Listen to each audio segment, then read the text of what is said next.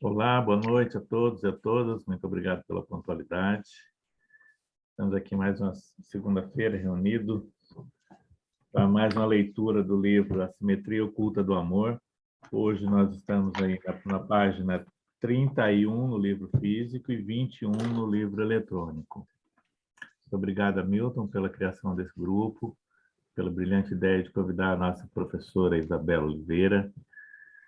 Professora Isabela, muito boa noite ao seu papai, à sua mamãe, muito obrigado a eles pela sua presença entre nós. Muito boa noite à senhora, a palavra é toda sua. Obrigada a cada um de vocês que estão aqui hoje para esse nosso estudo aqui do livro A Simetria Oculta do Amor.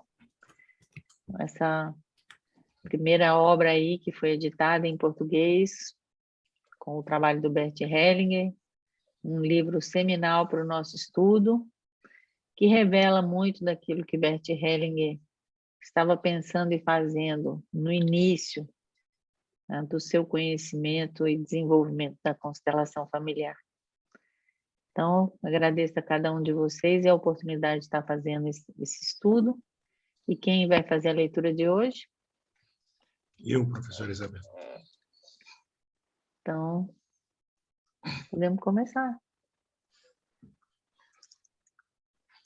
Qual é a página, por favor? Página 31 do livro físico. E 21 do eletrônico. 31. Ok. Beleza, podemos começar então. Muito obrigada. Eu agradeço a oportunidade. Consciência e equilíbrio entre o dar e o receber. Nossos relacionamentos, bem como nossas experiências de culpa e inocência, começam com o dar e o receber. Nós nos sentimos credores quando damos e devedores quando recebemos.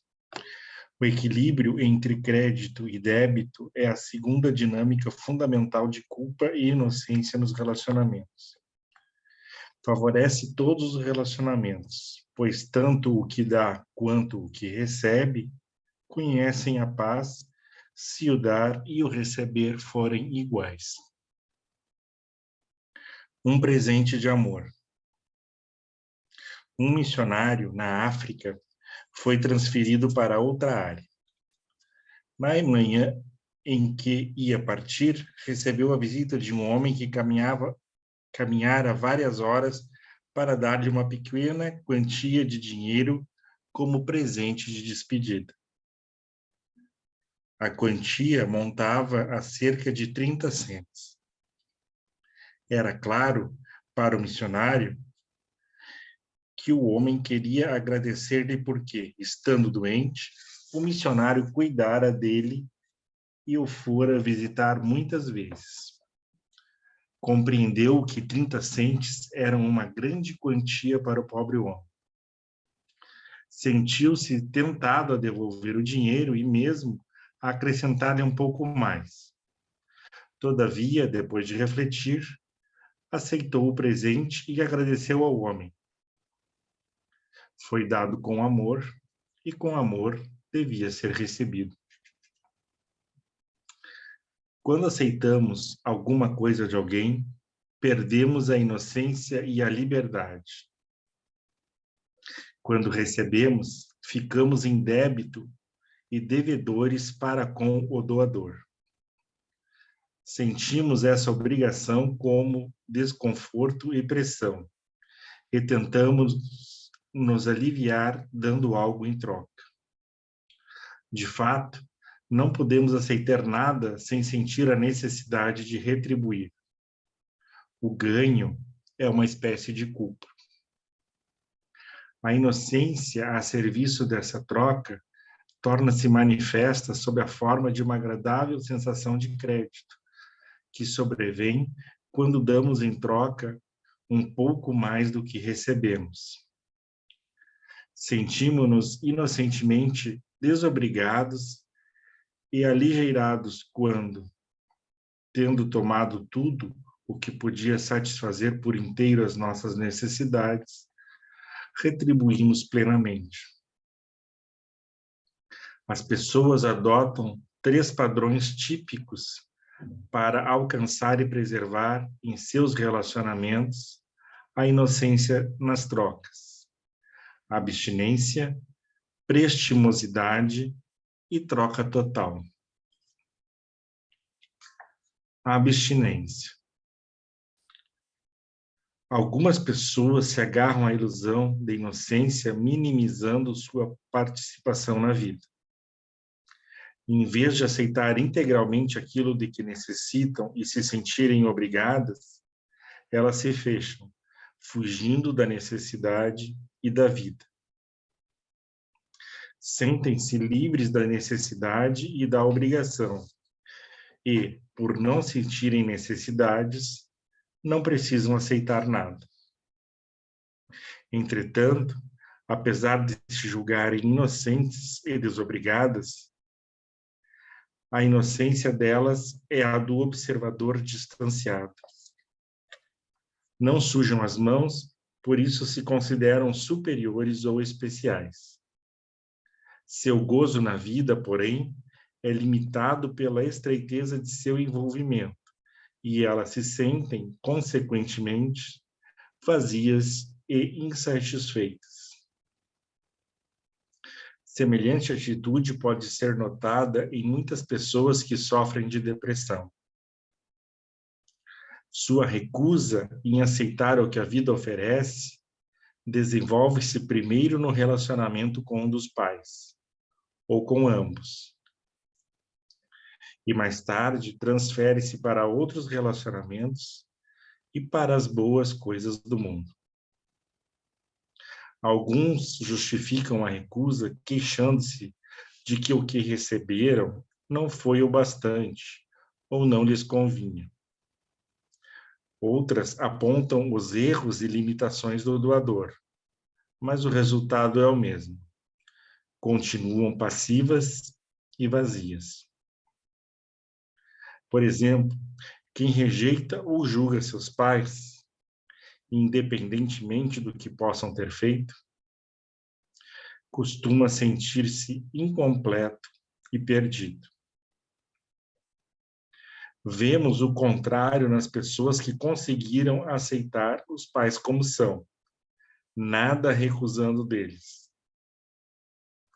Elas experimentam essa aceitação como um fluxo contínuo de energia e alimento que lhes permite tecer outros relacionamentos em que também possam dar e receber, mesmo que seus pais as hajam tratado muito mal.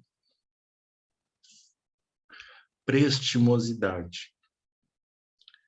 Há pessoas que tentam preservar a inocência negando suas necessidades, mesmo depois de receber o suficiente para se sentirem obrigadas. Dar antes de receber propicia uma sensação fugaz de crédito que desaparece quando aceitamos aquilo de que temos necessidades. Quem prefere conservar a sensação de crédito, em vez de deixar que os outros o presenteiem livremente, na verdade está dizendo: é melhor você ficar devendo para mim do que eu para você. Muitos idealistas assumem essa postura, amplamente conhecida como síndrome do prestimoso. Essa luta egoísta para a libertação da necessidade é visceralmente hostil aos relacionamentos. Aquele que só deseja dar sem receber apega-se a uma ilusão de superioridade, rejeita o prêmio da vida e nega igualdade ao parceiro. Outros nada querem de quem se recusa a receber. Tornam-se ressentidos e se afastam. Por isso, os prestimosos crônicos costumam ser solitários e até amargurados. Troca total. O terceiro e mais belo caminho para a inocência no dar e receber é o contentamento que se segue a uma troca total, quando damos e recebemos plenamente. Essa troca é o cerne dos relacionamentos. O doador recebe, o recebedor dá. Ambos são doadores e recebedores ao mesmo tempo. Para a inocência, não importa apenas o equilíbrio entre o dar e o receber, mas também o seu volume. Um volume pequeno de doações e recebimentos traz pouco proveito. Um volume grande nos torna ricos. O dar e receber em larga escala traz consigo um sentimento de abundância e felicidade. Aumento de volume. O marido ama a esposa e quer dar-lhe o presente. Por amá-lo também, ela o aceita de bom grado e, em consequência, sente necessidade de retribuir. Obedecendo a essa necessidade, presenteia por sua vez o marido e, para ficar em terreno seguro, dá um pouco mais do que recebeu. E porque deu com amor, ele aceita a oferta e, em troca, dá-lhe mais ainda. Dessa forma, a consciência mantém um equilíbrio dinâmico e o relacionamento amoroso do casal se intensifica com o volume crescente do dar e receber. Semelhante alegria não cai do céu, mas é resultado da vontade de incrementar o amor pelo dar e receber nos relacionamentos íntimos.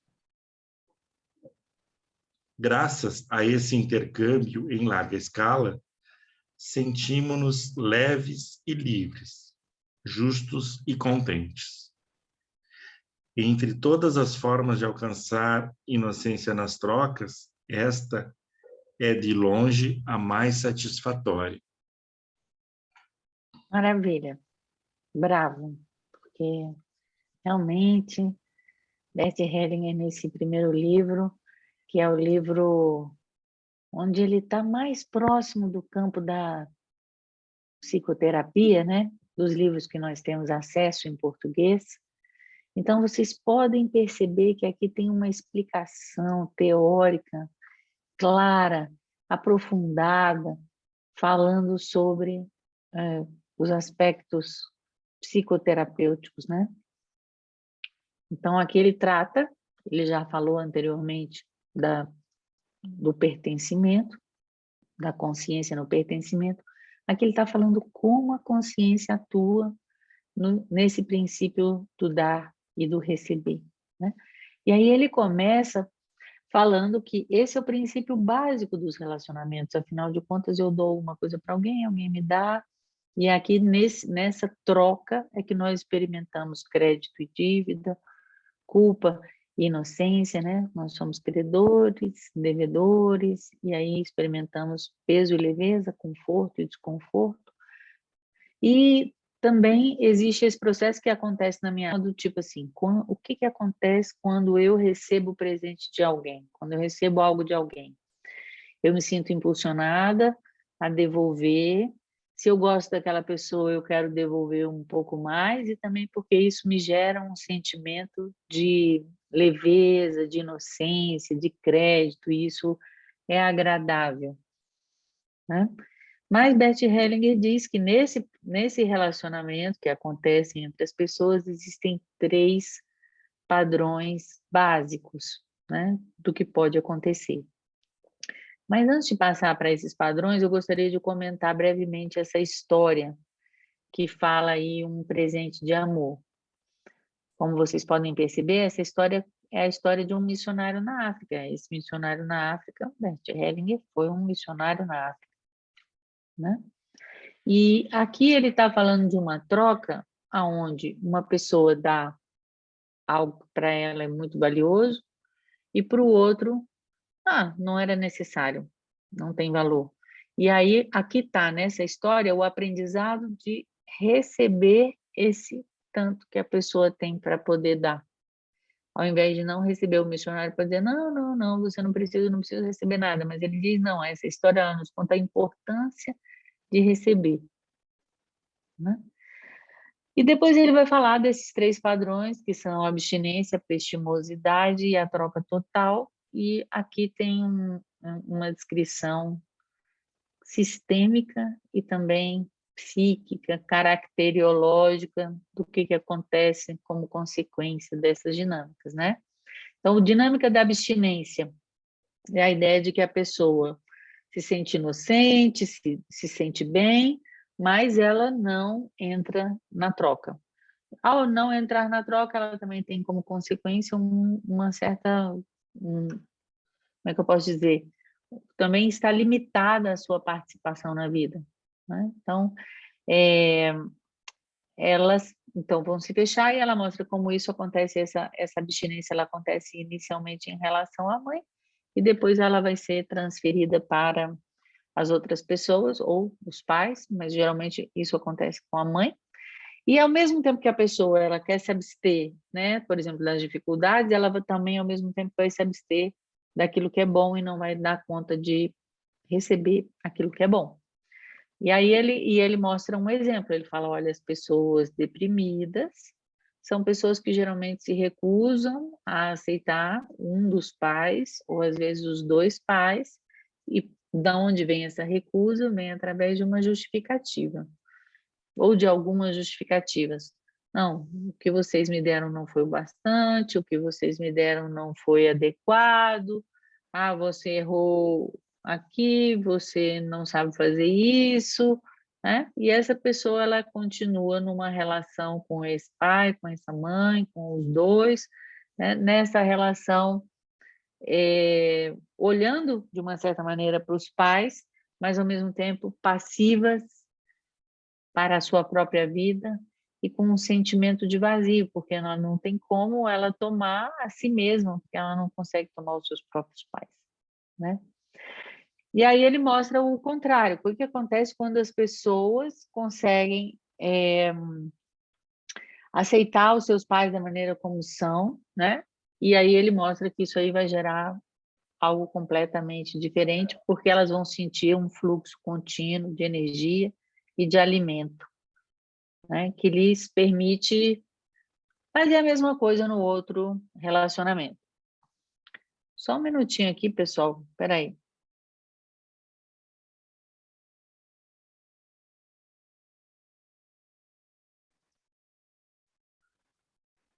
Próximo ponto. Então, é o padrão da prestimosidade, né? A prestimosidade é aquela pessoa que quer ajudar muito ao outro, que é muito bondadosa, né? E então ela vai estar sempre o quê? Ela vai estar sempre com crédito. Só que o Bert Hellinger diz o seguinte, essa sensação que a pessoa fica de crédito, ela logo desaparece. E da mesma maneira, essa pessoa prestimosa, ela vai ficar também vazia. Então, elas ficam com essa sensação de crédito, como digo assim, é melhor você ficar devendo para mim, então todo mundo fica devedor de mim, eu fico credor. E é uma outra maneira de não entrar, digamos assim, no jogo da troca, né? Então, o que vai acontecer? Ele diz o seguinte, que as outras pessoas, elas acabam ficando ressentidas com quem só quer dar, elas se afastam de quem só quer dar, né?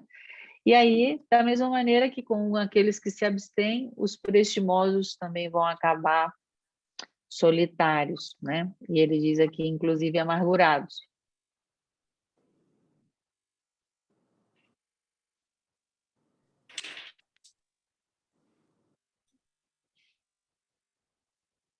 Estão me ouvindo?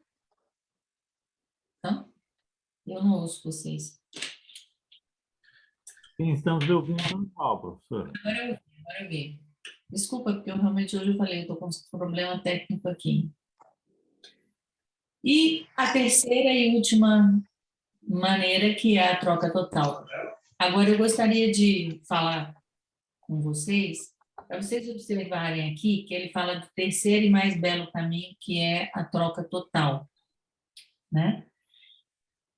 olha essa história que ele nos traz aqui.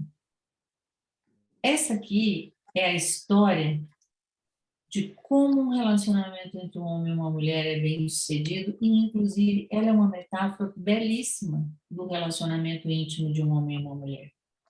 Observe. O aumento do volume. O marido ama a esposa e quer dar-lhe um presente. Quer receber o presente do seu marido? Por amá-lo também, ela o aceita de bom grado. Dá para vocês entenderem o que Bert Hellinger está fazendo de maneira muito elegante?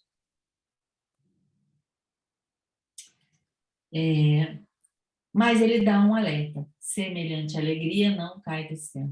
Ou seja, isso é um trabalho que envolve uma consciência por parte daquelas que querem aumentar o volume. Então, é isso. Vou pedir licença a vocês, eu preciso resolver o problema aqui e já volto. Sinto muito, vou precisar de alguns minutinhos de licença. Já volto.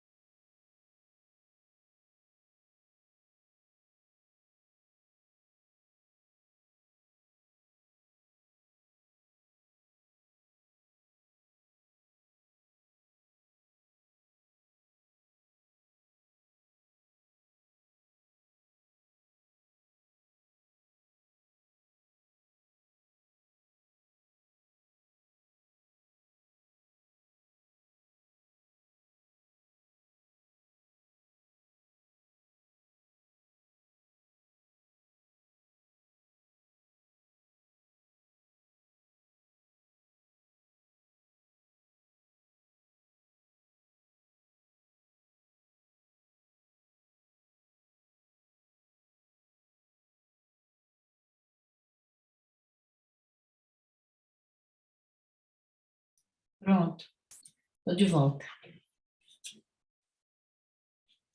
Sinto muito.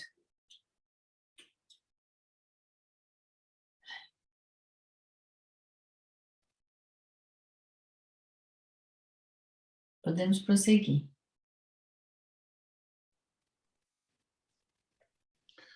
O equilíbrio entre o dar e o receber, quando a reciprocidade é impossível. Em certos relacionamentos, a discrepância entre doador e recebedor é insuperável. Entre pais e filhos ou entre professores e alunos. Por exemplo, pais e professores são, basicamente, doadores. Filhos e alunos, recebedores. É claro, os pais recebem algo dos filhos e os professores dos alunos. Isso, no entanto, apenas reduz a discrepância sem anulá-la. Em todas as situações nas quais o equilíbrio não pode ser alcançado pela doação recíproca, esse equilíbrio, junto com o contentamento, deve ser buscado por outros meios. Os pais já foram filhos. Os professores já foram alunos. Eles encontram o equilíbrio entre o dar e receber quando passam à próxima geração o que ganharam da anterior. Os filhos e os alunos devem fazer o mesmo. Boris von Munchausen descreve isso com muita beleza no poema seguinte, A Bola de Ouro. Pelo amor que meu pai me deu, nada dei. Em criança, eu não soube avaliar o presente. Homem feito, fiz-me duro como um homem. Meu filho vai se tornando adulto, amado com desvelo, como nenhum outro, sempre no coração do pai. Dou o que outrora recebi àquele, de quem eu não descendo e nada recebo em troca. Quando ele se tornar homem e pensar como homem, seguirá, como eu, o seu próprio caminho. Vê-lo-ei, sem nenhuma inveja, transmitir ao filho o amor que lhe entreguei. Meu olhar segue o jogo da vida, até as profundezas do tempo. Cada qual arremessa, sorridente, a bola de ouro. E ninguém a devolve às mãos daquele de quem ela partiu. O que é conveniente entre pais e filhos, ou professores e alunos, pode também ser aplicado quando o equilíbrio entre o dar e o receber não é atingido pela retribuição ou a troca total. Em todas essas situações, por exemplo, pessoas sem filhos, conseguimos nos livrar da obrigação dando a outros o que recebemos. Demonstração de gratidão. Expressar gratidão autêntica é outra maneira de as pessoas que dão mais do que recebem alcançarem o equilíbrio entre as duas ações. Não devemos abusar da demonstração de gratidão para evitar dar outras coisas quando isso for possível e apropriado. Mas, às vezes, é a única resposta conveniente. No caso, por exemplo, de deficientes físicos, doentes graves, moribundos e até amantes. Nessas situações, além da necessidade de equilíbrio, um amor elementar entra em ação para unir os membros de um sistema social e mantê-los assim como a gravidade mantém os planetas e as estrelas. Esse amor acompanha o dar e o receber e se manifesta sob a forma de gratidão. Quem sente a verdadeira gratidão afirma: você me presenteia sem pensar em retribuição, e eu aceito o seu presente com amor. O alvo dessa gratidão, por sua vez, afirma: seu amor e sua valorização do meu presente valem mais para mim do que qualquer outra coisa que você pudesse me dar. Pela gratidão, afirmamos não apenas o que damos uns aos outros, mas o que somos uns para os outros. Gratidão digna de Deus. Certa vez, um homem achou que tinha um grande débito para com Deus, pois fora salvo de um grave perigo. Perguntou a um amigo o que poderia fazer para expressar sua gratidão de um modo digno de Deus. O amigo contou-lhe a seguinte história. Um rapaz amava uma moça de todo o coração e pediu-a em casamento. Ela recusou o pedido, alegando outros planos. Um dia, quando ambos cruzavam a rua, a moça teria sido atropelada por um carro se o rapaz não a puxasse. Ela se virou então para ele e declarou: agora podemos nos casar. Como acha que o rapaz se sentiu? Perguntou o amigo. O homem fez uma careta e nada respondeu. Aí está, prosseguiu o amigo. Talvez Deus sinta o mesmo em relação a você. Somos propensos a sentir, como ameaça, uma boa sorte imerecida. Surge a ansiedade e o receio de que nossa felicidade vai despertar a inveja dos outros ou provocar o destino.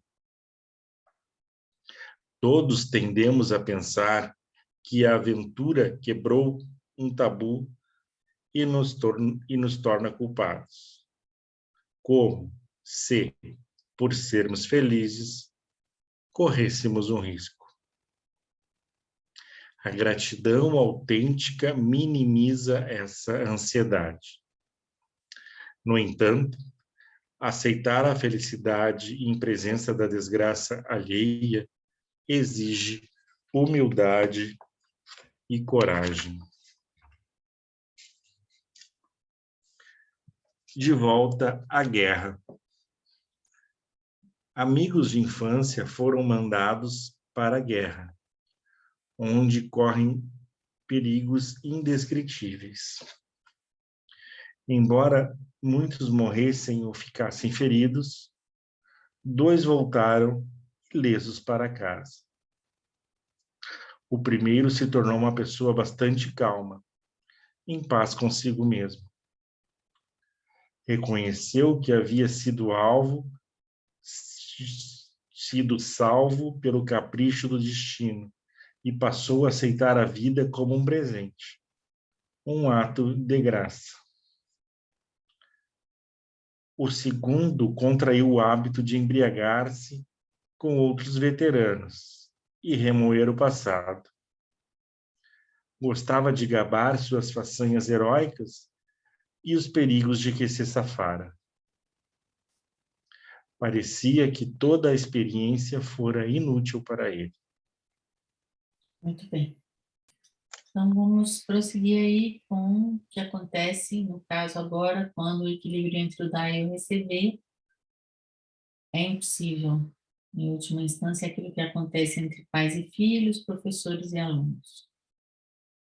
A gente pode atribuir um tanto, mas não tudo. E realmente o que pode contribuir é a gratidão, ele coloca aqui, e principalmente passar adiante.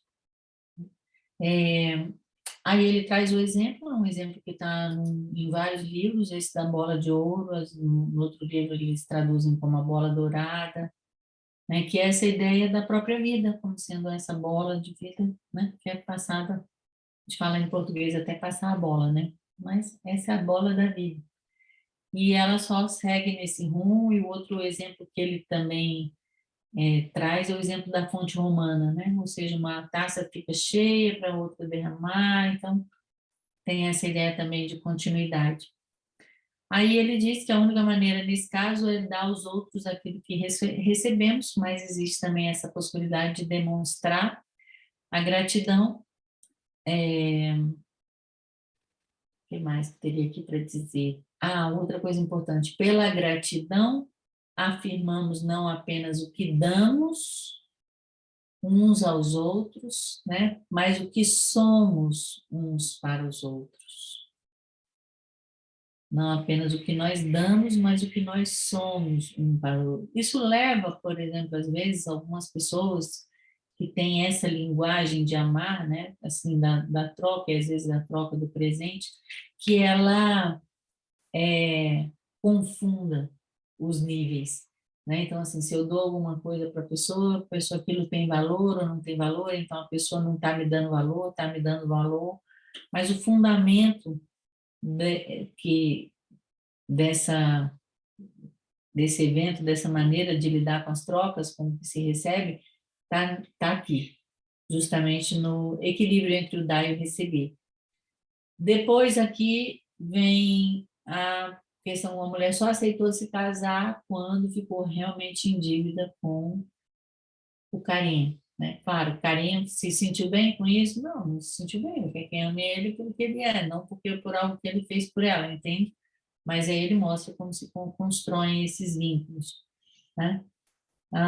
E aí depois ele fala da dificuldade da gente ser feliz, ser saudável, ser bem-sucedido, né? Achando que não merece, ou então que vai despertar inveja nos outros, que vai provocar o destino, então se eu fizer isso, então o destino pode me dar justamente o contrário, né?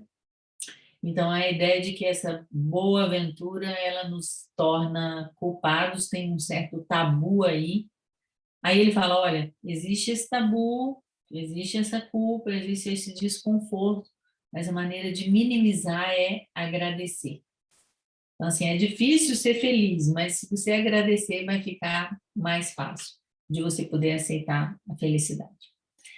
E ele fala, mesmo nessa situação, você teria que ter, então, também muita, como é que se diz, que ele usa aqui a palavra, como é que chama? Quando você tem uma pessoa do seu lado que não está bem e você está bem, você tem que ter muita força. Eu estou usando aqui uma palavra minha, mas não foi essa palavra que ele usou. Mas, assim, como você precisa, como lidar com a desgraça alheia? Porque é quase como, é difícil lidar com a prosperidade própria, com a desgraça alheia também é difícil, né?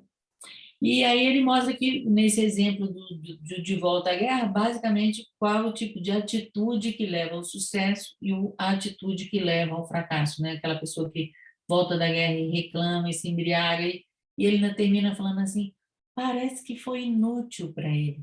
Então, assim, aí reclama do pai, reclama da mãe, parece que foi inútil para a pessoa, entende? O que ele está mostrando da atitude básica, e a outra atitude é aquela pessoa que faz alguma coisa com aquilo, né? Que seriam os dois amigos, as diferenças. Alguma pergunta? Algum comentário?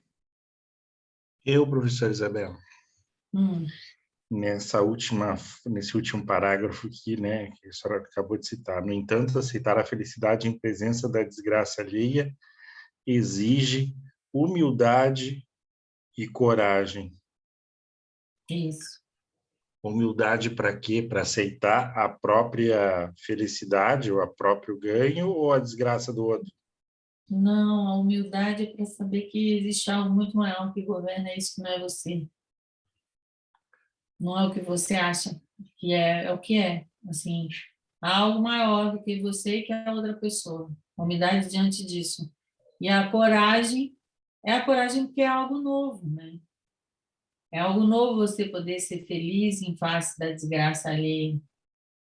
Digamos, é algo feio até, parece, né?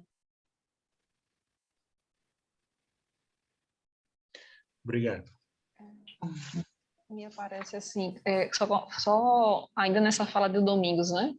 Ter a humildade diante tanto da graça quanto da desgraça. né? A postura humilde diante das duas possibilidades. E me Isso. chama a atenção essa questão assim da felicidade, ela atrelada, né, diretamente a essa postura da gratidão. Então, quando eu sou ingrato, eu não tenho como ser feliz, né? Como alcançar essa felicidade. Isso. Alessandra. Nessa página onde ele fala de demonstração de gratidão, Isabela, eu não entendi, não devemos abusar da demonstração de gratidão para evitar dar outras coisas quando isso for possível e apropriado. Você não Mas entendeu? eu não entendi. Porque é o seguinte, é como se você quisesse, ao invés de dar um presente, dizer apenas obrigado. Então, o que ele está dizendo é o seguinte, não, tem hora que você tem que dar mesmo, em vez de você ficar querendo compensar com agradecer, o que você tem que fazer é outra coisa, é dar algo de volta. Então, assim, Tá. até para gratidão tem limite, no sentido de você não vai substituir a troca por gratidão apenas. A troca é a troca, a gratidão ela minimiza, mas ela não substitui. Entendi. Uhum. Tá, obrigada. É estranho, porque nesse mesmo parágrafo ele inverte, né? Ele diz, e aí não, no caso aqui dos deficientes moribundos, a resposta sim. Exato. Exatamente. E é por isso que a gente não pode tomar todas as regras assim ao pé da letra. Não quer dizer que é sempre tudo. E a gente tem uma tendência assim simplificadora, né? Aí eu não sei se vocês viram, né? Essa semana eu postei lá numa rede social, lá no Instagram, uma imagem do Cristiano Ronaldo com a mãe dele. Aí um monte de gente, eu querendo mostrar como assim, ele é um dos homens mais bem-sucedidos do mundo, e o cuidado e o carinho que ele tinha com a mãe. Mas aí eles já falaram, mas ele é filhinho de mamãe, não sai de lá. Eu falei, caramba, é muito fácil você dar diagnóstico, mas o fato é que ninguém sabe o que está por trás. Ninguém sabe o que está por trás. Você pode achar que aquela pessoa é isso, é aquilo, e aquilo que você está achando, se você acha a partir de alguma coisa que você aprendeu, você não está achando que o Bert Helling está querendo que você ache, entendeu?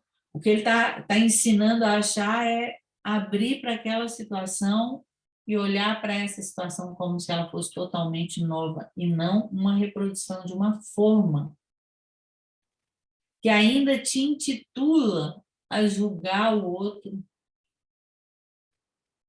Entende? Só isso que eu queria dizer, muito cuidado. E da mesma maneira como você viu aqui que muda em uma situação, se você começar a querer colocar a teoria na prática, não vai dar certo.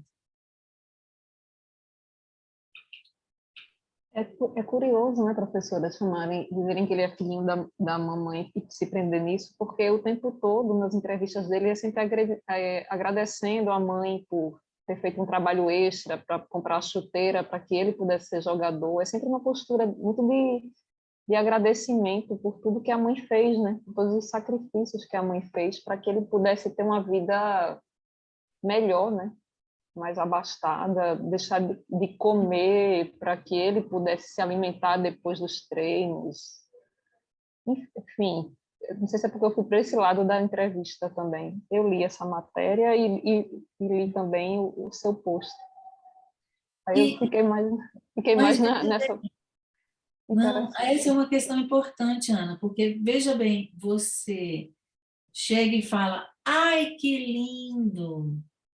Uma árvore muito linda. Aí você chega, ai, que feia, árvore muito feia. Todas as vezes que você acrescenta algo à experiência, que pode ser positiva ou negativa, nós estamos saindo desse estado que o Bert Hellinger nos convida a estar para realmente aprender o que ele está ensinando. Entende? E por isso, muitas vezes, eu vi ele falando, não, isso não se ensina, não tem como ensinar. Até que eu falei para ele, falei, não, mas então não dá para ser tipo uma escola zen, quer dizer, aprender a desaprender, é isso que a gente precisa ter essa postura. Eu falo isso como meia-culpa, mas também seguindo o que vocês estão colocando aqui, né, da leitura do livro. Sim. Vamos seguir, então, aqui o dar e o receber governam e são governados pelo amor. Vamos lá. O dar e o receber governam e são governados pelo amor. O dar e o receber, nos relacionamentos íntimos, são regulados por uma necessidade mútua de equilíbrio. Entretanto, nenhuma troca significativa ocorre entre parceiros que se recusam a passar por desequilíbrios periódicos. É como andar.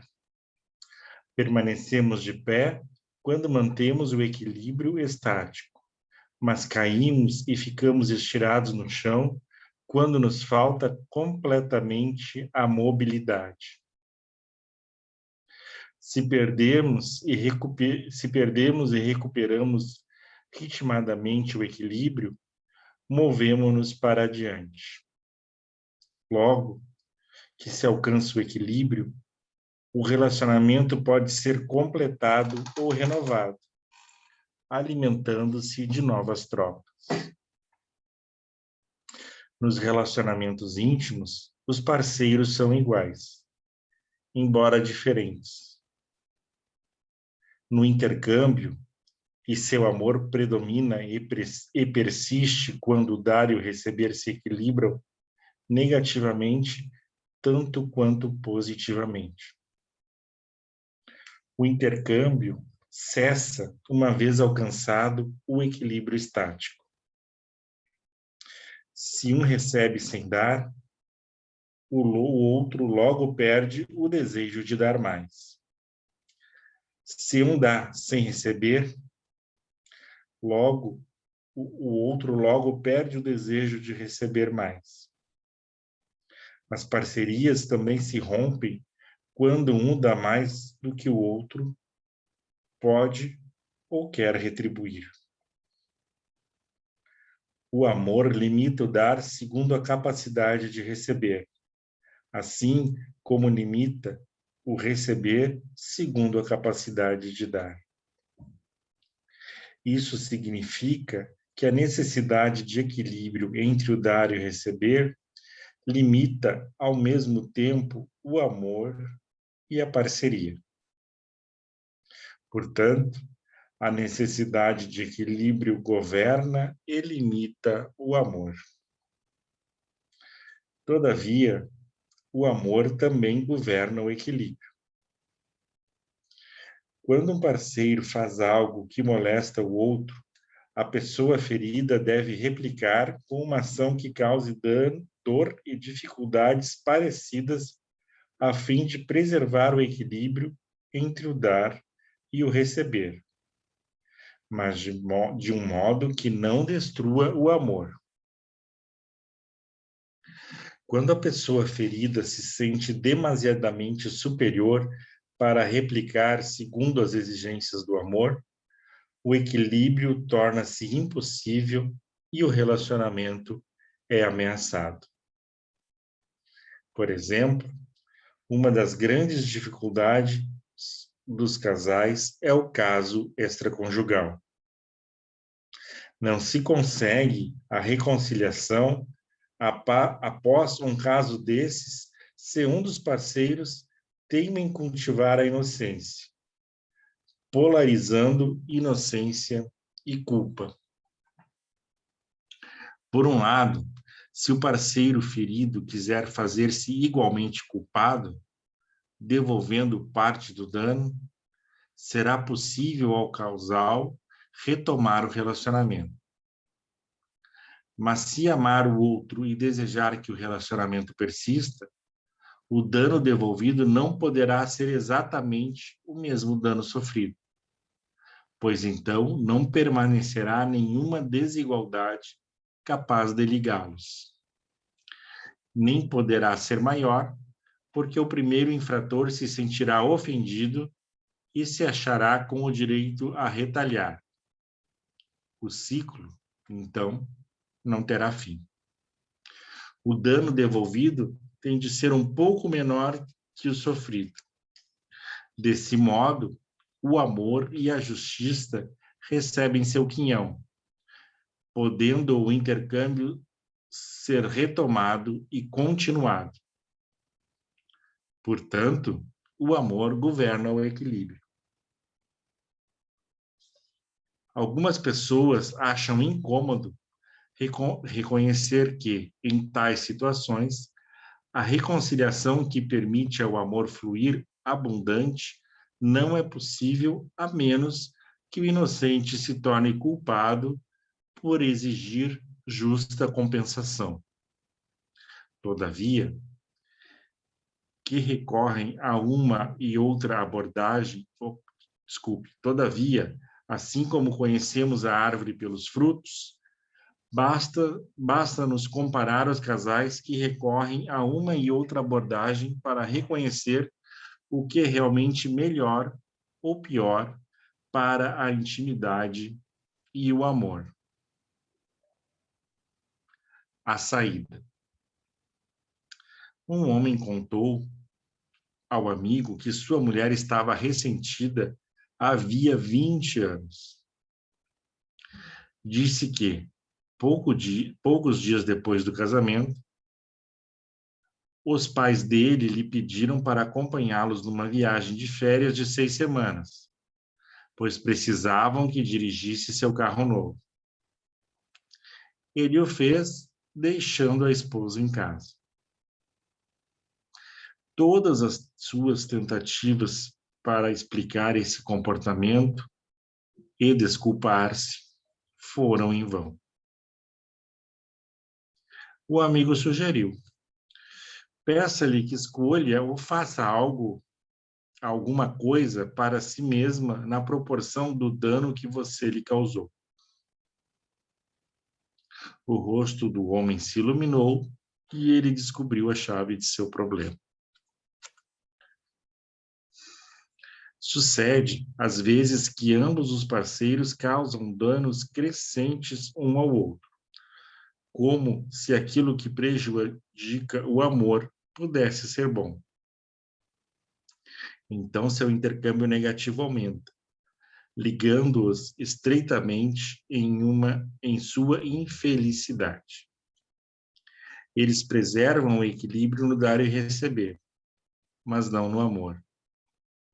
Podemos determinar a qualidade de um relacionamento pelo volume da troca, e também examinando se esse equilíbrio é usualmente alcançado no bem ou no mal.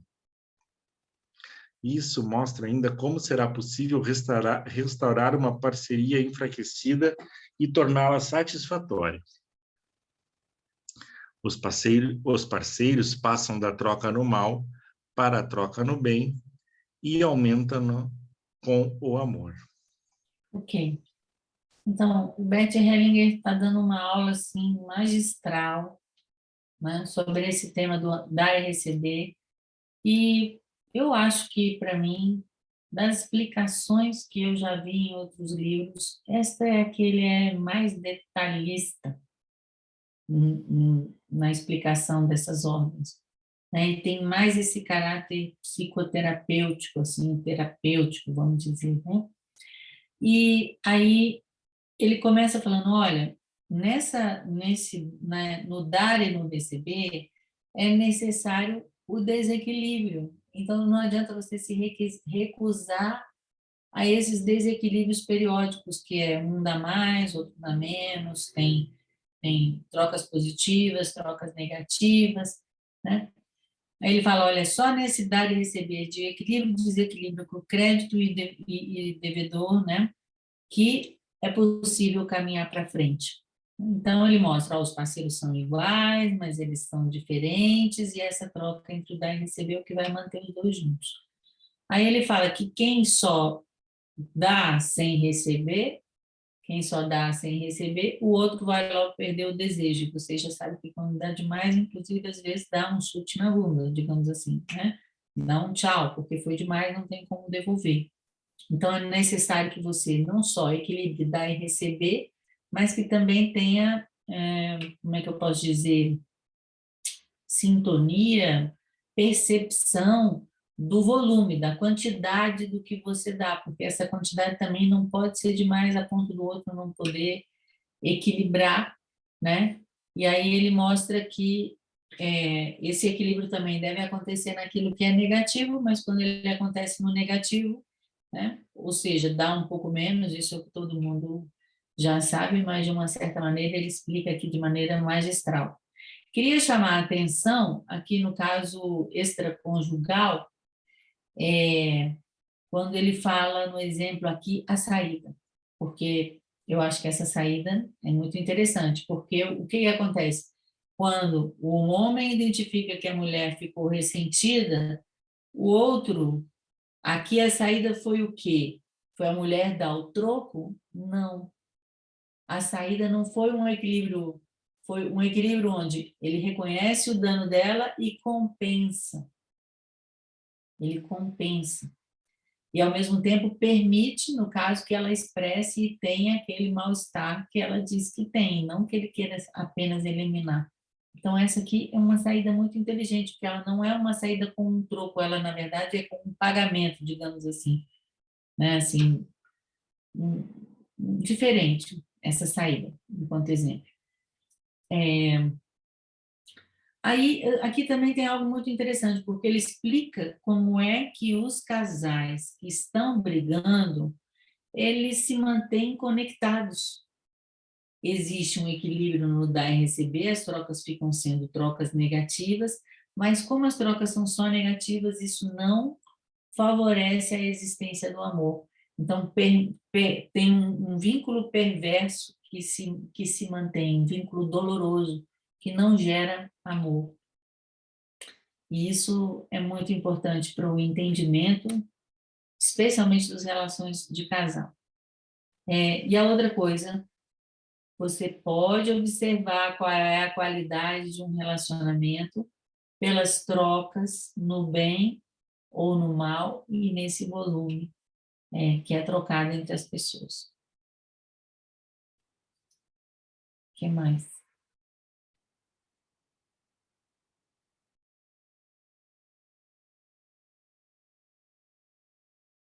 Mais nada? Então vamos.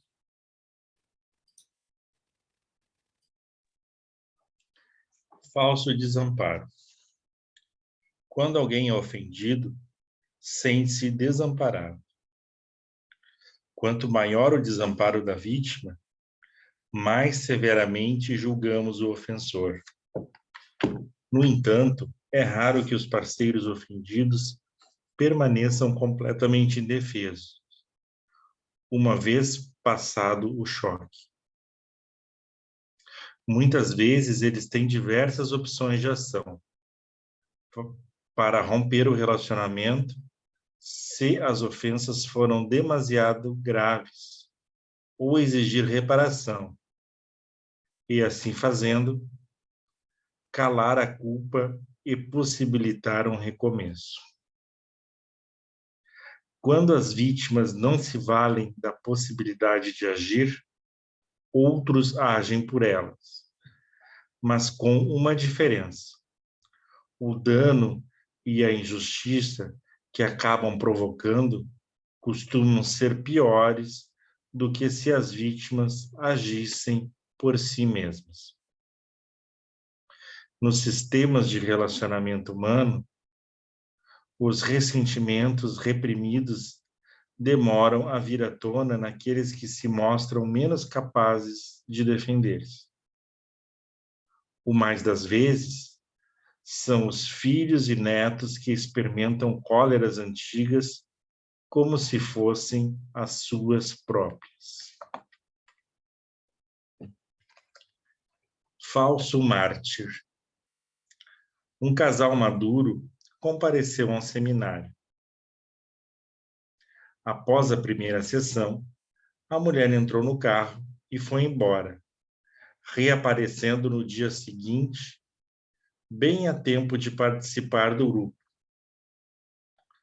Plantou-se diante do marido e anunciou, na presença de todos e com a maior insolência, que acabara de encontrar-se com o amante. Na presença de outros membros do grupo, ela se mostrava tão gentil quanto o marido, atenta, simpática, sensível. Mas, presente, era tão grosseira para com ele quanto agradável para com os demais. Ninguém sabia o que estava acontecendo, mesmo porque o homem não se defendia. Ora, em criança, essa mulher viajava com a mãe e os irmãos para o campo durante as férias de verão, enquanto o pai permanecia na cidade com a amante. Pai e amante iam visitá-los de vez em quando, e a mãe os recebia amigavelmente, como se nada houvesse de errado. Por dentro, no entanto, estava furiosa. Reprimia a dor e a raiva, mas, mesmo assim, as crianças percebiam tudo. Somos tentados a considerar recomendável o comportamento da mãe, mas tratava-se de falsa inocência, e seu efeito foi arrasador. A filha vingou a injustiça cometida contra a mãe, castigando o próprio marido pelos erros do pai. Mas demonstrou amor pelo pai ao agir exatamente como ele agira. Prejudicou seu marido, assim como o pai prejudicara sua mãe. Melhor seria que a mãe tivesse reagido a seu marido com raiva. Ele teria então de tomar uma decisão e ambos chegariam a um acordo, ou se separariam. Sempre que o inocente continua a sofrer, mesmo havendo uma possibilidade de ação adequada, logo surgem mais vítimas inocentes e agressores culpados. É ilusão supor que evitamos a participação no mal pelo apego à inocência, em vez de fazer o possível para enfrentar esse mal, ainda que nós próprios o cometamos. Se um dos parceiros insiste no monopólio da inocência, não há fim para a culpa do outro e o amor fenece. Os que ignoram o mal ou a ele se curvam passivamente não conseguem preservar a inocência e, ao mesmo tempo, semeiam injustiça. O amor exige que tenhamos a coragem de nos tornarmos convenientemente culpados. Perdão prematuro. De igual modo, o perdão prematuro impede o diálogo construtivo quando oculta ou adia o conflito, deixando que as consequências sejam enfrentadas por outros membros da família. Isso é especialmente destrutivo quando o ofendido procura livrar o ofensor da culpa, como se as vítimas tivessem semelhante autoridade. Caso se queira a reconciliação, o ofendido tem não só o direito, mas o dever de exigir reparação. E o ofensor tem não só o dever, mas o direito de arcar com as consequências de seus atos. Segunda vez. Um homem e uma mulher casados com outros parceiros, apaixonaram-se. Quando a mulher engravidou, separaram-se dos respectivos parceiros e se casaram. A mulher não tivera filhos antes. O homem tinha uma filha de seu primeiro casamento, que deixou com a mãe. O homem e a nova esposa sentiram-se culpados em relação à primeira esposa dele e sonhavam com o seu perdão. Ela, de fato, estava muito ressentida com os dois, pois pagava juntamente com a filha o preço da felicidade do casal. Quando confessaram a um amigo o desejo de ser perdoados, ele lhes pediu para imaginar o que se sucederia se o desejo fosse satisfeito. Perceberam então que haviam evitado o peso total de sua culpa e que sua ânsia de perdão não fazia justiça à dignidade e às necessidades da ex-esposa. Decidiram admitir perante ela e a filha que de fato tinham exigido um grande sacrifício por sua própria felicidade e que estavam dispostos a atender às justas exigências das duas pessoas lesadas. Foi essa a decisão que tomaram. O amor é mais bem-vindo quando as exigências da vítima são justas. Perdão e reconciliação. O perdão realmente eficaz preserva tanto a dignidade do culpado quanto a da vítima. Ele requer que as vítimas não exagerem nos pedidos de reparação e aceitem uma indenização justa da parte do ofensor. Sem o perdão que reconhece o remorso genuíno e aceita a indenização adequada, não há reconciliação possível. Uma experiência 1. Uma mulher divorciou-se do marido para ficar com o amante. Anos depois, começou a lamentar sua decisão. Percebeu que ainda amava o ex-marido e quis desposá-lo novamente, tanto mais que ele permanecia solteiro. Comunicou-lhe seus sentimentos, mas não obteve nenhuma resposta conclusiva. O ex-marido, entretanto, concordou em discutir o assunto com um conselheiro matrimonial. Este lhe perguntou o que esperava obter do encontro. Ele sorriu, meio a contragosto, e respondeu: uma experiência. O conselheiro então perguntou à mulher o que tinha a oferecer que pudesse induzir o marido a viver com ela de novo. Respondeu que realmente ainda não pensara nisso e nada disse de positivo. O homem, é claro, continuava cauteloso e distante.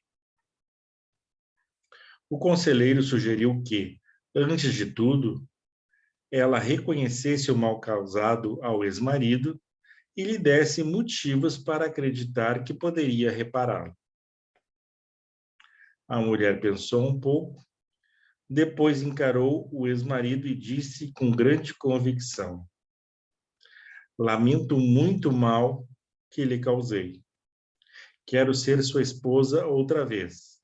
Vou amá-lo, fazê-lo feliz e fazer com que confie em mim. O homem continuava distante.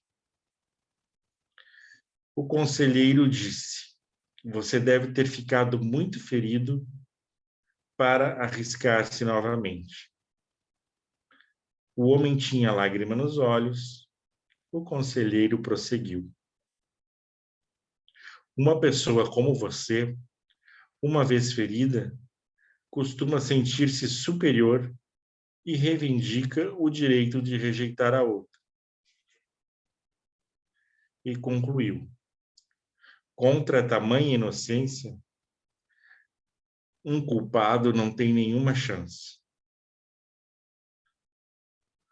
O homem voltou-se sorrindo para a ex-esposa. Aí está a sua experiência 1, disse o conselheiro. Pague meus honorários e faça o que quiser com o seu 1. Não quero nem saber. Quando devemos ferir? Quando as ações de um parceiro num relacionamento íntimo resultam em separação, tendemos a acreditar que ele fez uma escolha livre e independente. Mas sucede às vezes que, se esse parceiro não agisse, sofreria algum dano. Os papéis então se inverteriam, com a culpa e as consequências mudando de lado. Talvez a separação fosse necessária porque a alma exigia mais espaço para crescer, e quem partiu já estivesse sofrendo. Em diversas situações, o sofrimento é inevitável. Nossas escolhas ficam limitadas a atos que façam brotar algo de construtivo da dor inevitável que devemos sofrer ou infligir. Não raro, o parceiro permanece numa situação dolorosa até padecer o bastante para compensar o sofrimento que sua partida causará ao outro. Quando parceiros se separam, nem sempre o que parte é o único a ter novas oportunidades. O que fica também pode recomeçar. Mas aquele que se apega ao sofrimento e repele as possibilidades construtivas oferecidas pela separação, torna difícil para o parceiro que se foi iniciar vida nova. Ficam então firmemente ligados um ao outro, apesar da separação. Por outro lado, se aquele que partiu acolhe a oportunidade de fazer algo melhor, propicia também ao que ficou liberdade e alívio. Tirar alguma coisa boa da desgraça é, talvez, a forma mais edificante de perdoar, pois, nesses casos, reconcilia mesmo quando a separação persiste. Aceitação do destino. As pessoas costumam sentir-se culpadas quando obtêm vantagem à custa de outra, mesmo que nada possam fazer para impedi-lo ou alterá-lo. Eis 2 exemplos. Minha vantagem à sua custa. A mãe morreu ao dar à luz. Ninguém pensou em incriminar a criança por essa morte, mas a certeza de sua inocência não calou nela o sentimento de culpa. Uma vez que o destino atara seu nascimento à morte da mãe, a pressão da culpa continuou inexorável, e a criança, inconscientemente, instalou o fracasso em sua vida, na tentativa de reparar um dano que não causara. Pneu furado. O carro de um homem teve um pneu furado, derrapou e bateu em outro. O motorista do segundo carro morreu, mas o do primeiro sobreviveu. Embora houvesse dirigido com cuidado, sua vida permaneceu ligada àquela morte, e ele não conseguiu livrar-se do sentimento de culpa. Não gozou seu sucesso até perceber que o sofrimento, em vez de honrar o homem morto, degradava-o. Ficamos desamparados ante a culpa e a inocência quando estamos nas mãos do acaso e do destino. Se fôssemos culpados ou merecêssemos prêmios por nossas ações livremente decididas, conservaríamos poder e influência. Mas, nessas situações, reconhecemos que estamos sujeitos a forças incontroláveis, forças que decidem se iremos viver ou morrer, ser salvos ou perecer, progredir ou decair, independentemente de nossas boas ou más ações. A vulnerabilidade ao acaso é tão amedrontadora que muitas pessoas preferem renunciar a uma boa sorte imerecida e repudiar o quinhão da existência a aceitar tudo isso de bom grado. Muitas vezes tentam criar culpas para si mesmas ou acumular boas ações por antecipação, a fim de escapar à salvação ou ao sofrimento que julgam não merecer. É muito comum, no caso de pessoas que gozam vantagens à custa de outras, tentar limitar essas vantagens pelo suicídio, a doença ou algum ato que as faça culpadas, para assim sofrer as consequências. Todas essas soluções se prendem ao pensamento mágico e não passam de uma forma pueril de encarar a fortuna imerecida. Na realidade, agravam a culpa ao invés de minorá-la. Por exemplo, quando uma criança, como no exemplo acima, cuja mãe morreu, ao dar-la à luz, limita mais tarde sua felicidade ou comete o suicídio, o sacrifício da mãe foi inútil e ela se tornou implicitamente responsável também pela morte do filho. Se o filho houvesse dito: mãe, sua morte não pode ter sido em vão. Vou fazer algo de minha vida em sua memória, pois conheço o valor dessa vida.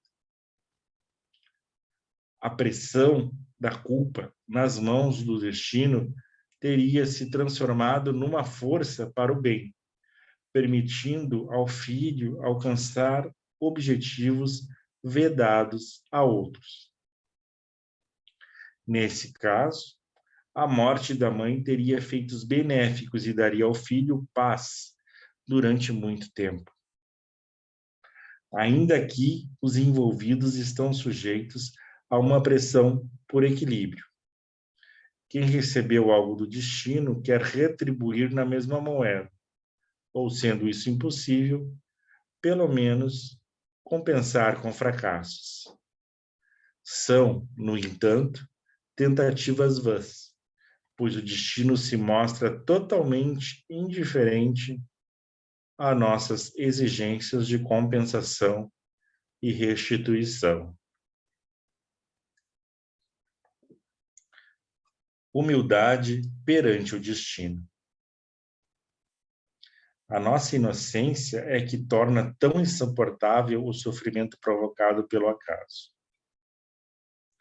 Se fôssemos culpados e castigados por causa de nossas próprias ações, ou inocentes e poupados, poderíamos presumir que as circunstâncias obedecem a uma ordem moral, a regras de justiça e jogo limpo.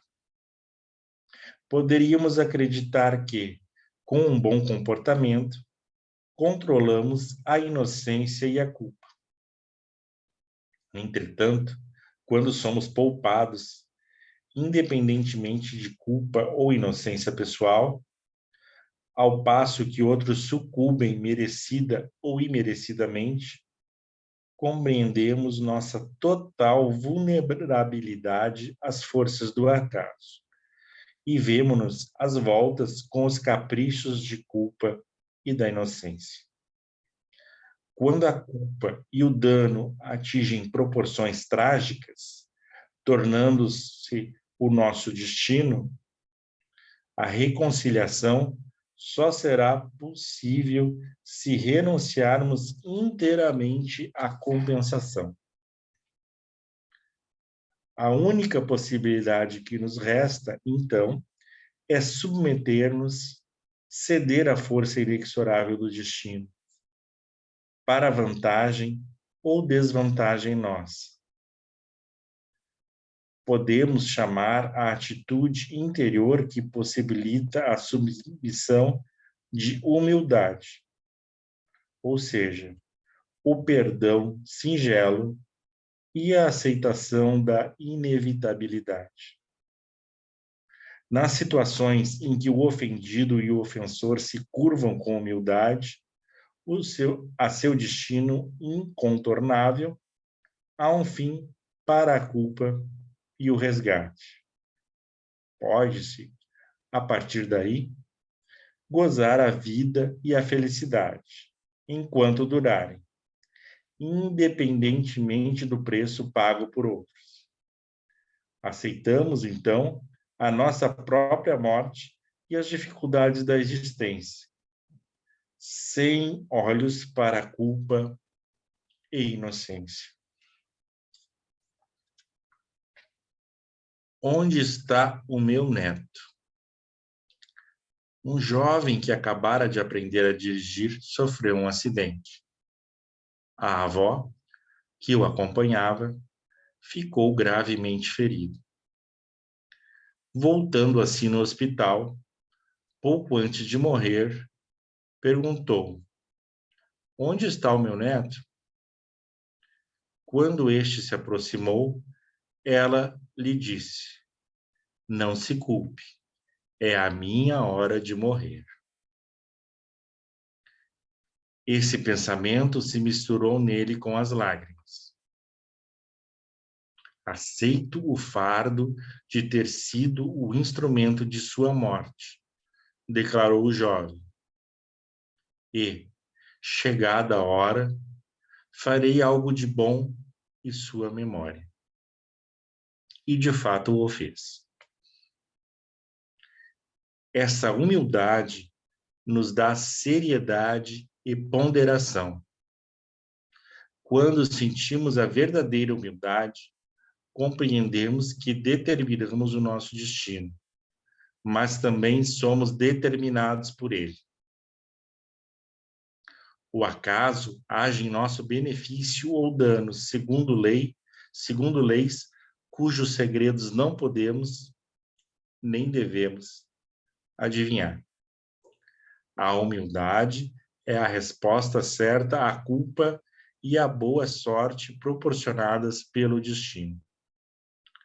Colocamo-nos no mesmo nível dos menos afortunados, permitindo que os respeitemos sem menoscabar ou desprezar as vantagens obtidas à sua custa, mas levando-nos a aceitá-las com gratidão a despeito do alto preço que eles pagaram e fazer com que outros se beneficiem delas igualmente.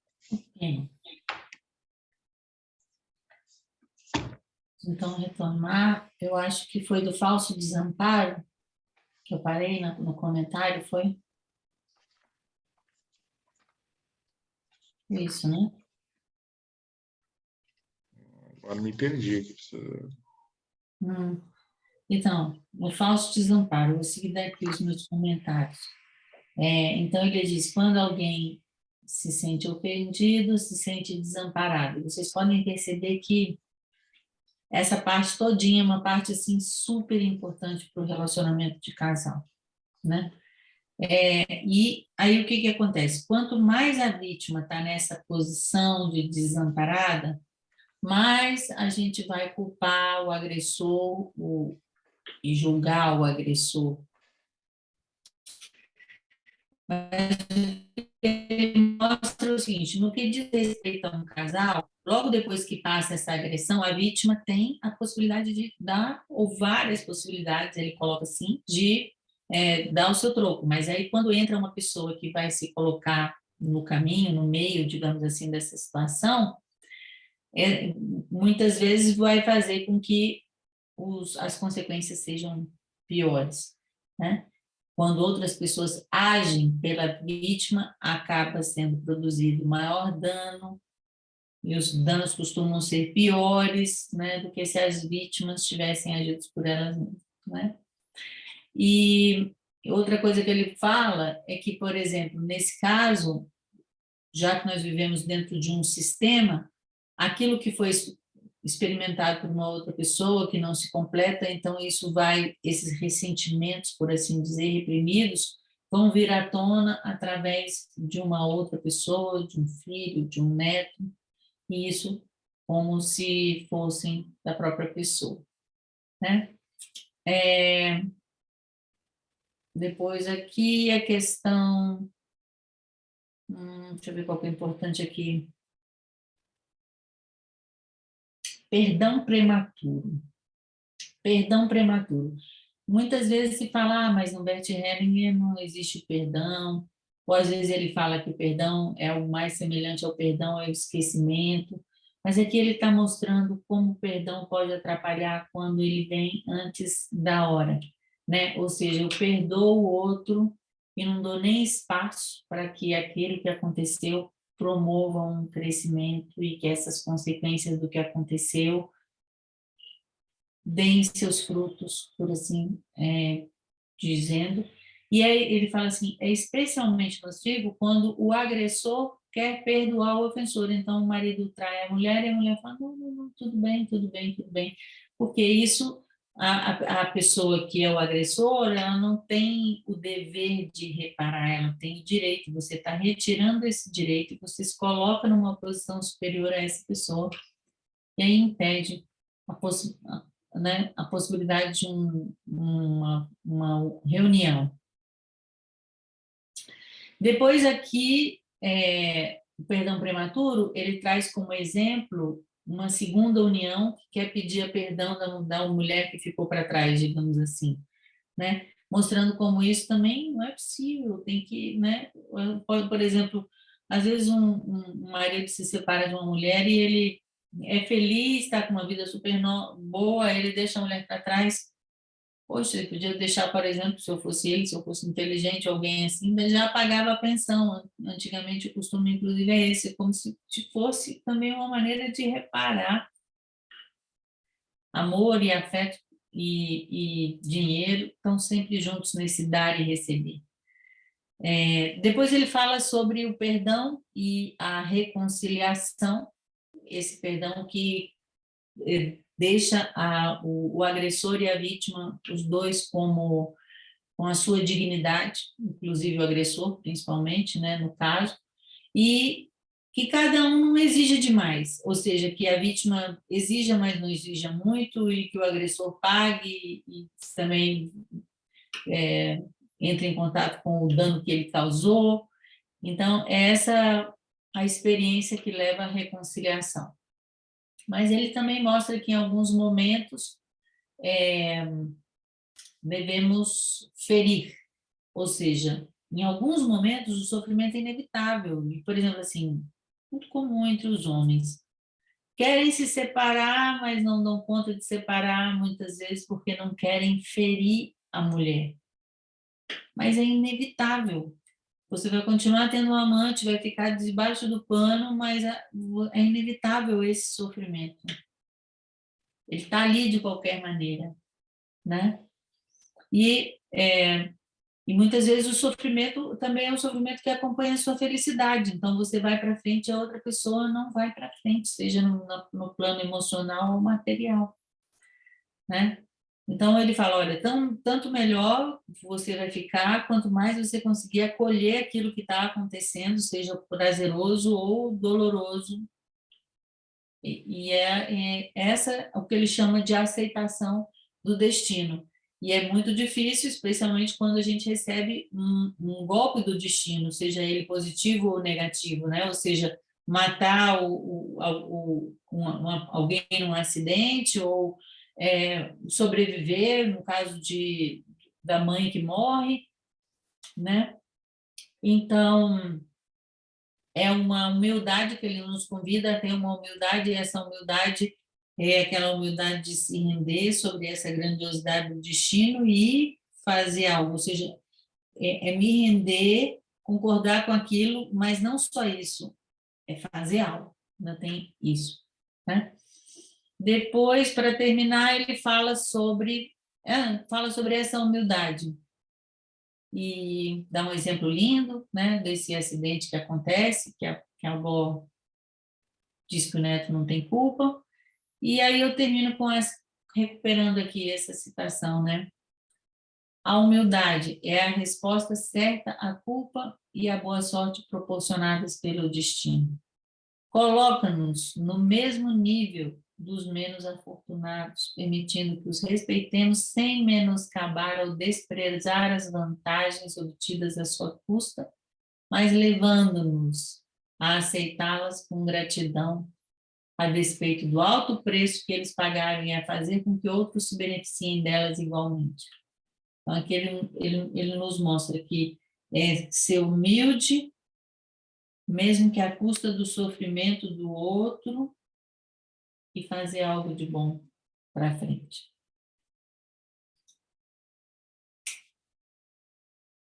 Então, acho que por hoje é só. Sinto muito por termos avançado um pouco na hora, foi um dia meio confuso aqui.